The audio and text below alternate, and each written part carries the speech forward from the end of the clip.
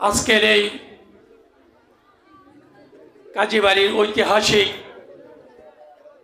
যাত্রাপালায় আমাদের মাঝে উপস্থিত আছেন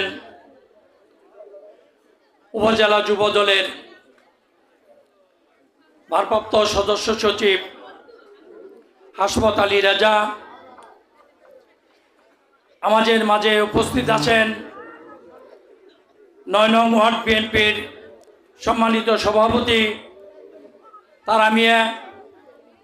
আমাদের মাঝে উপস্থিত আছেন রামপুর উচ্চ বিদ্যালয়ের সাবেক সভাপতি ইসমাইল হোসেন।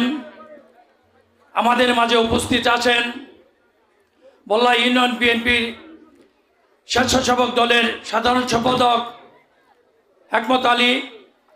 আমাদের মাঝে উপস্থিত আছেন বল্লা ইউনিয়ন মৎস্যজীবী দলের সভাপতি সেক্রেটারি। আমাদের মাঝে উপস্থিত আছেন এই কাজীবাড়ির কৃতি সন্তান সাবেক বিএনপির সভাপতি ৯ নং ওয়ার্ডের মিজানুর রহমান। উপস্থিত আছেন যুবনেতা রাসেল। উপস্থিত আছেন আমার ভাতিজা আলামিন, অরুণ এবং অন্যান্য নেতৃবৃন্দ। সেই সঙ্গে যারা আজকের এই অনুষ্ঠানের প্রাণ, যারা আজকের এই অনুষ্ঠানের মূল বিষয়, সম্মানিত সুধীবৃন্দ, আমি বক্তব্য বাড়াবো না, কারণ এটা বক্তব্য দেওয়ার সময় নয়, বক্তব্য শোনারও সময় নয়। এখন আপনারা অধীর আগ্রহে আছেন, আপনাদের কাঙ্ক্ষিত যাত্রাপালা শুনবেন, সুতরাং আমি আপনাদেরকে বিরক্ত করতে চাই না। আমাকে নিজেকে নতুন করে পরিচয় করে দেওয়ার কিছু নেই। আপনারা আমাকে চিনেন, আমি বল্লা ইউনিয়ন বিএনপির সভাপতি, আপনাদের দীর্ঘদিনের সাথী এবং আপনাদের পাশে আছি এবং থাকব। আপনারা বিভিন্ন সময়ে আপনাদের সাথে আমার কথা হয়েছে, আন্তরিকতার মধ্য দিয়ে আপনাদের সাথে আমাদের চলাফেরা হয়েছে। তো আমি সময় নষ্ট করব না, আপনাদেরকে বিরক্ত করব না।